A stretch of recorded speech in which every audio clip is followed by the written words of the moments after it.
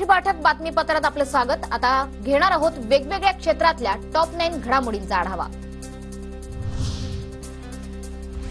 शिवसेनेचे खासदार रवींद्र वायकर यांचा निवडणुकीतला विजय मॅनेज। हिंदू समाज पक्षाचे उमेदवार भरत शहा यांची पोलिसात तक्रार। मतमोजणी केंद्रावर बंदी असतानाही मोबाईल वापरल्याचा आरोप। भाजपनं मोठे पत्ते स्वतःकडे ठेवले, हलके पत्ते मित्रपक्षांपुढे फेकले। घटक पक्षांना फेकलेले हलके पत्तेच भाजपला भारी पडणार। घटक पक्षांचे आत्मे हे आताच अस्वस्थ, सामनातून मोदी सरकारवर टीका। लोकसभा निकालानुसार विधानसभा निवडणुकांचा विचार केला तर राज्यात महाविकास आघाडीचं सरकार।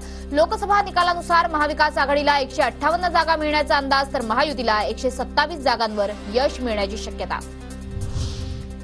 लोकसभेत महायुतीच्या तब्बल 84 आमदारांच्या मतदारसंघात महाविकास आघाडी पुढे। भाजपच्या 105 पैकी 42 आमदारांच्या मतदारसंघात महाविकास आघाडीला लीड मिळालं। लोकसभा निकालावर आधारित विधानसभेचा पोल।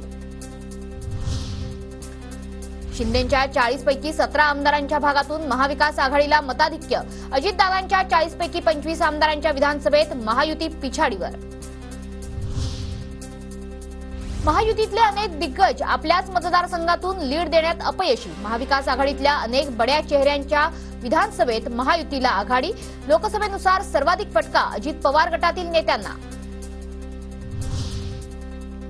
ठाकरे गटाच्या 288 विधानसभा संपर्क प्रमुखांची आज महत्त्वाची बैठक। दुपारी 12:30 वाजता उद्धव ठाकरेंच्या नेतृत्वात सेना भवनात बैठकीचं आयोजन।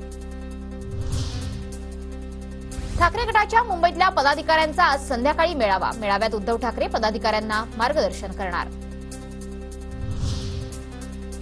मुंबई शिक्षक मतदारसंघात भाजप व राष्ट्रवादीचे काँग्रेसचे उमेदवार आमने सामने। मुंबई आणि नाशिक शिक्षक मतदारसंघ निवडणुकीसाठी अर्ज माघारीचा आजचा शेवटचा दिवस।